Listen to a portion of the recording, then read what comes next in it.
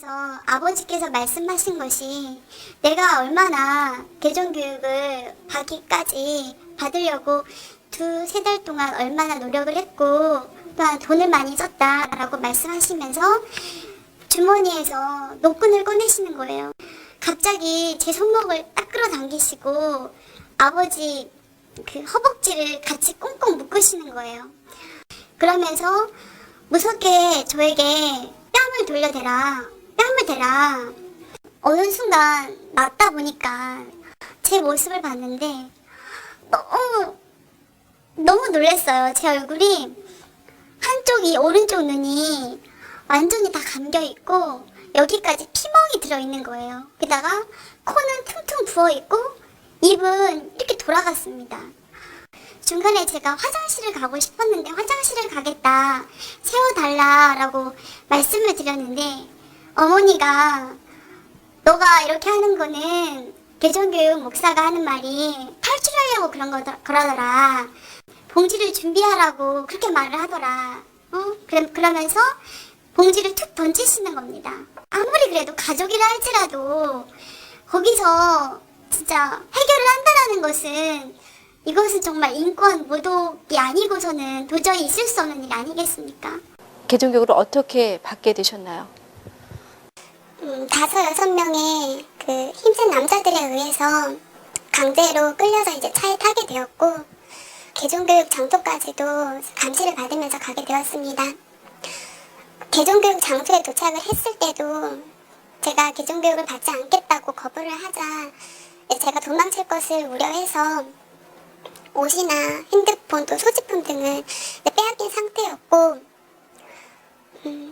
제가 계속적으로 개종교육을 받지 않겠다고 하자 구타와 또 심한 강한 제압이 또 있었고요. 말로만 들어도 정말 많이 힘들었겠구나 하는 생각이 드는데요. 어떻게 빠져나올 방법은 전혀 없었습니까? 경찰들이 저 있는 곳으로 왔을 때 내보내달라고 호소를 했지만 그런데 저를 내보내주질 않더라고요. 이미 경찰들과 개종교육을 하는 목사들과는 이미 많은 수차례 안면이 있었더라고요. 그래서 이제 이 상황에서 제가 도망칠 수 있는 빠져나올 수 있는 방법은 저 혼자 힘으로 도망치는 것 밖에는 없었고요.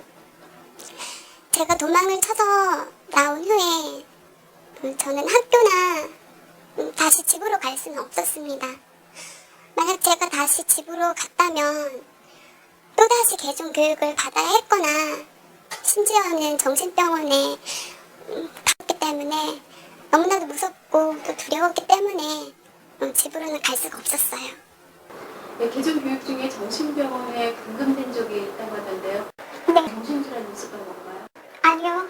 정신적으로 질환이 있어서 제가 정신병원에 입원을 한 게 아니라 그 개종교육을 받지 않는다라는 그런 표현 때문에 제가 강제로 정신병원에 입원하게 된 거예요.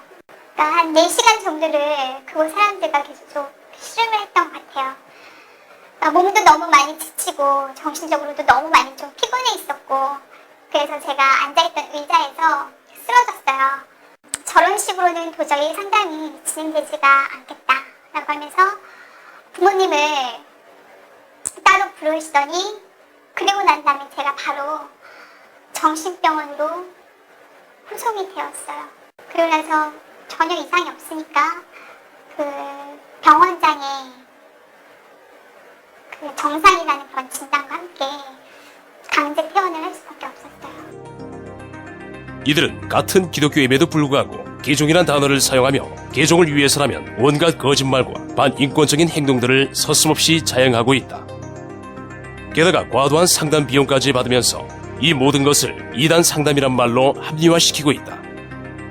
과연 이것이 성도를 옳은 길로 인도하기 위한 이단 상담소인지, 이단 상담가로서 목사로서의 진정성이 의심된다.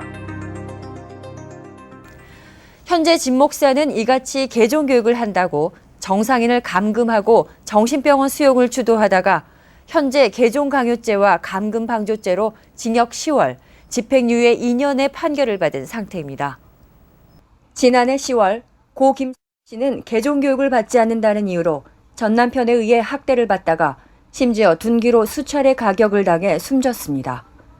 더욱 놀라운 현실은 일부 개종교육을 옹호하는 교회와 성도들이 아내를 살해한 남편을 위해 모금운동과 구명운동을 전개하며 개종 목자의 파렴치한 행위를 덮으려 했다는 것입니다.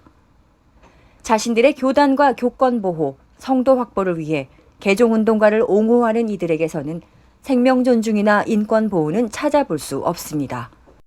이외에도 반인륜적인 강제 개종교육에 의해 피해를 입은 개종교육 피해자 연대는 그 회원 수만도 500여 명에 다다릅니다. 개종교육이라는 미명 아래 버젓이 자행되고 있는 인권 유린. 그것도 소위 성직자라는 목사에 의해 이루어지고 있는데 과연 폭행, 감금, 가출 등 이 모든 사건의 주 원인이 누구에게 있는지 묻고 싶습니다. 네, 최근에 보도된 MBC PD수첩의 신천지 관련 보도에 대해서는 어떻게 생각하십니까? 제 이야기만 들어봐도 알 수 있겠지만 저뿐만 아니라 저 주변에 너무 많은 사람들이 방송으로 인해서 힘들었고 또 많이 피해를 받고 또 가족 내에서도 너무나 많이 힘들잖아요. 정말로 가출이나 또 뭐 폭행이나 이런 걸 일으킨 곳은 신천지가 아니라 오히려 저를 교육시키려 했던 그런 개종교육 쪽인데 오히려 그들의 말만 듣고 그들의 편이 돼서 방송을 한 MBC가 어떻게 공영방송이라고 할 수가 있을까요? 저는 정말 아니라고 생각합니다. 마지막 피해 청년의 말처럼 과연 이런 것이 공영방송이라 할 수 있을지 MBC에게 묻고 싶습니다. 또한 일부 거짓 제보에 눈이 멀어 편파적인 방송을 제작한 MBC PD수첩은 과연 누구를 위한 시대의 대변인이 되겠다고 하는 것인지 궁금할 뿐입니다. 방송이 나간 후에 가장 피해를 입은 것은 신천지라 생각되는데 신천지 측 현재 입장은 어떻습니까? 네, 사회적으로도 신천지가 거짓된 모습으로 이슈화되어져서 신천지 내외부적으로 많은 피해가 있었습니다. 그래서 여러 신문방송 언론의 공개 질의도 받아 지난해 9월 7일 63빌딩 엘리제홀에서 기자회견도 가지는 등 많은 노력을 한 것으로 확인됐습니다.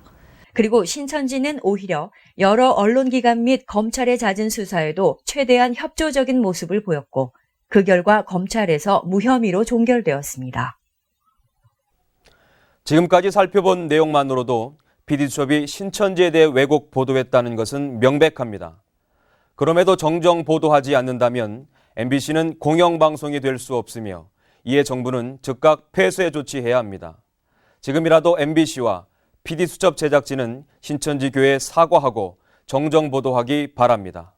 더 이상 역사와 국민들의 마음속에 거짓말을 남기지 말기 바랍니다. 감사합니다.